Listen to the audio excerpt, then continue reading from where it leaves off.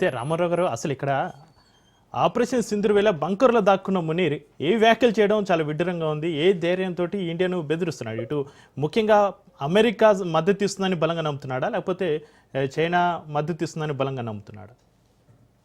దీని ఉత్తర కుమార ప్రగల్భాలని చెప్పొచ్చు, కానీ ఉత్తర కుమారుడు మంచోడు, పిరికివాడు కావచ్చు, మంచోడు.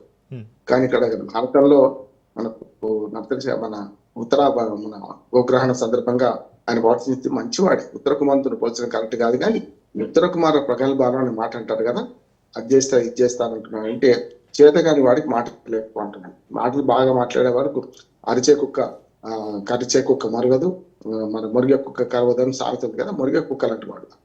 కనుక తన ఐశక్తికి మించి మన శక్తికి మించి తాను మాట్లాడుతున్నాడు. ఇవాళ అంతర్గతంగా 2-3 సంక్షోభాలు ఎదుర్కొంటున్నారు చక్రవాళ్ళు. ఒకటి బెలూచిస్తాన్ సంక్షోభం ఇంకా ముగియలేదు. వాళ్ళు ఆనాడు రైలు మీద దాడి చేసిన అందుకొని ఈ పార్టీ కూడా పాకిస్తాన్ తో కయ్యానికి కాలు దూకుతున్నారు. ఇంటర్నల్ గా దాన్ని ఎదుర్కొంటున్నారు. ఆఫ్ఘనిస్తాన్ బాటలో ఉన్న 2-3 జిల్లాల వాళ్ళు ప్రభుత్వం వ్యతిరేకంగా తిరుగుబాటు చేస్తున్నారు. ఇక POK సంగతి మనం చెప్పనక్కర్లేదు. మొన్ననే పెద్ద ఎత్తున పెద్ద ఆందోళన చెలరైతే వాళ్ళతో శాంతి ఒప్పందం చేసుకొని వరకు చెప్పాలంటే వాళ్ళతో ఒప్పందాలు ఒకసారి మనం పరిశీలిస్తే చక్రి వాళ్ళకి సరైన వైద్యం విద్య అందడం లేదు. ఇంటర్మీడియట్ బోర్డును పునరుద్ధరిస్తామని చెప్పడం, దాంతో పాటు అక్కడ వైద్యానికి సంబంధించిన అంశాల ఒప్పందాలు కుదుర్చుకోవడం, అంటే వాళ్లకు ఏదైతే POKలో వాళ్ళు అనుభవిస్తున్న బాధల పట్ల 25 అంశాల మీద ఒప్పందం కుదుర్చుకోవాల్సి వచ్చింది. ఇప్పటికైనా మీరు శాంతిగా ఉండండి, మా దేశంలో ఉండండి అని బతికిలాడాల్సి వస్తుంది. పాకిస్తాన్ లో మేము ఉండము, POK మెల్లగా మేము ఇండియాలో కలుస్తామని పెద్ద ఎత్తున ఉద్యమం చెలరేగుతుంది. నా ఉద్దేశం ఏంటంటే ముజఫరాబాద్ కానీ పూంచ్ సెక్టార్లలో వాళ్ళ స్వయం ప్రతిపత్తి గల మండలిని కూడా ఏర్పాటు చేస్తాం, మీకు ఆ స్వయం ప్రతిపత్తి ఇస్తామని కూడా అంగీకారానికి వచ్చారు. అంటే అక్కడ పట్టు చదువుతుంది. అంటే POK మన ఆధీనంలో వచ్చే అవకాశం ఉంది. ఇటు పక్కన మనకు బెలూచిస్తాన్ కూడా వాళ్ళకి ఎక్కువ పెద్ద ఎత్తున తిరుగుబాటు చేస్తుంది. కనుక మన రాజ్నాథ్ సింగ్ హెచ్చరిక కరెక్ట్ అంటున్నాడు. ఆనాడు 1971లో ఏదైతే బంగ్లాదేశ్ ఆవిర్భావ సమయంలో మన లాహోర్ చొచ్చుకుపోయినాం కదా, ఇప్పుడు కరాచీ దోచుకుపోతామంటారు. కరాచీ ఎక్కడ ఉంది? మన గుజరాత్ పక్కనే అనుకుంటే 5 నిమిషాల పని కరాచీని స్వాధీనం చేసుకోవడం. ఎందుకంటే ఆ తర్వాత జరిగే పరిణామాలు ముఖ్యంగా భయపడుతుంది. అంటే అద్దాల మేడలో ఉన్నాను కనుక వాళ్ళ దగ్గర అణుబాంబులునే మన దగ్గర ఉన్నాయి.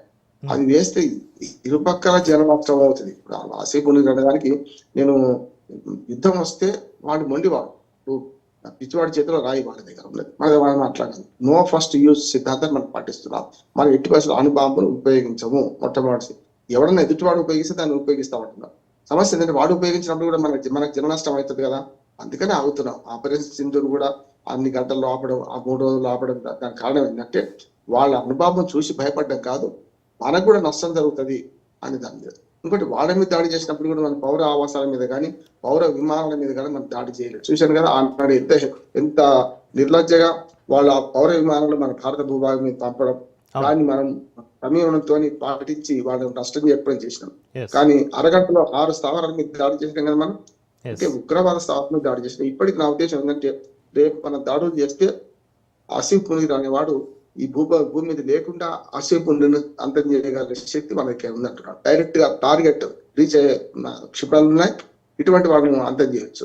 కనుక తనంతలో తానే ఇప్పుడు వేలు తనదే కన్ను తానే పొడుచుకుంటున్నాడని నా ఉద్దేశం. ఆసిఫ్ మునీర్ వ్యాఖ్యలు రకంగా పిచ్చివాడి ప్రేలాపనలుగా మనం చూడొచ్చు. అయితే రామారావు గారు, పాక్ ఆర్మీ వ్యాఖ్యలపైన మోడీ సర్కార్ యాక్షన్ ప్లాన్ ఏ విధంగా ఉండబోతుంది? ఏమైనా స్పందించే అవకాశం ఉందంటారు? ఇప్పటికే నా ఉద్దేశం అంటే వాళ్ళు స్పందించకుండా వాళ్ళు స్పందించారు. మనకు వాళ్ళ తీవ్రవాద చర్యలు కొంచెం తోక జాడించడాలు, మళ్ళీ యుద్ధం వస్తే ఎట్లా ఉంటుందా అనే దానికంటే ముందే వాళ్ళ కదలికలను మన సైన్యం పరిచిగట్టింది. అంటే సైన్యంతో మాట్లాడుతూ ఒక రకంగా మన జాగ్రత్తలు మనం ఉన్నా ఎప్పుడు కూడా మన సైన్యాధ్యక్షులు పైకి మాట్లాడరు. ఆ వ్యాఖ్యలు కూడా పైకి రావు, జనరల్ గా రహస్యంగానే ఉంటాయి.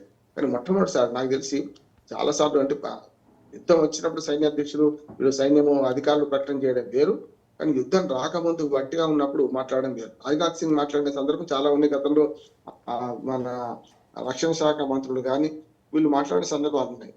రాజకీయ నాయకత్వం స్పందించే దానికన్నా ముందే మన సైనిక నాయకత్వం స్పందించింది ఫస్ట్ టైం చూస్తున్నాను. అంటే మన సైన్యాన్ని సమాయుక్తం చేసుకునే క్రమంలో కొన్ని వ్యాఖ్యలు చేస్తారు, కానీ డైరెక్ట్ గా సూటిగా పాకిస్తాన్ ప్రభుత్వాన్ని హెచ్చరించిన సందర్భం సైన్యం నుంచి వచ్చింది అయితే నేను తక్కువ అరుదు.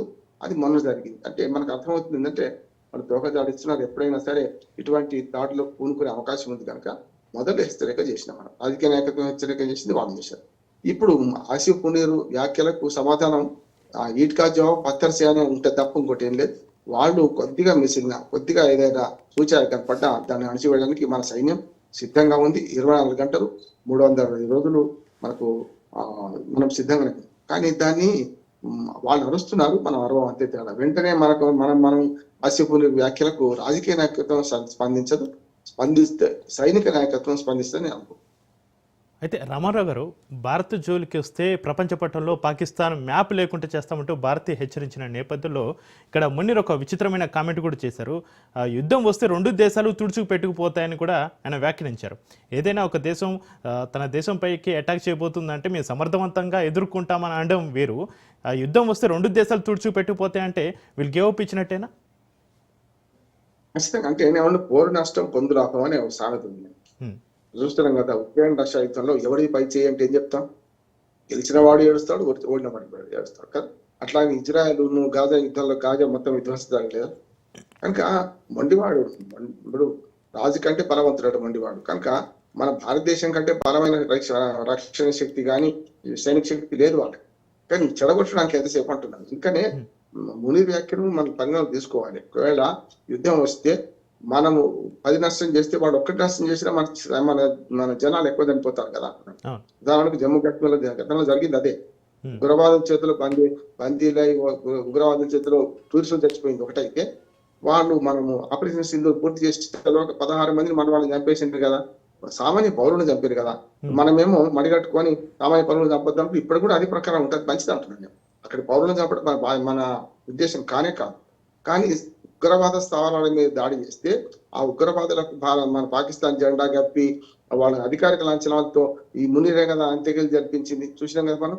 కనుక వాళ్ళు ఏంటంటే మనకు ఏది లేదు అంటే పౌరుల జనం కాదా అనే సమస్య లేదు. వాళ్ళు అందుకని ఆ మునీర్ వ్యాఖ్యల అర్థం ఏంటంటే మీ జనాన్ని చంపేస్తాం, మీ సామాన్య ప్రజలను మేము చంపేస్తాం అంటున్నాం.